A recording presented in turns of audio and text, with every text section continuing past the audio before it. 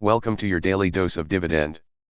Pepsico is a beverage and snacks company within the consumer defensive sector.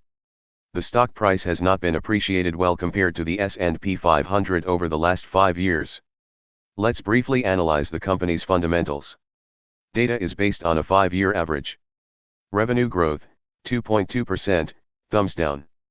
Earnings growth, 6.9%, thumbs up. Earnings estimates, 9.77%, thumbs up. Return on invested capital, 17.18%, thumbs up.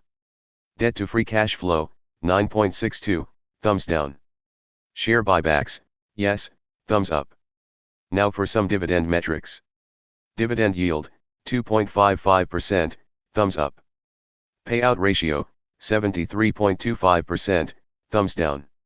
Growth rate, 7.49%, thumbs up. Growth years, 49 years, thumbs up. 7 out of 10 thumbs up, not too bad.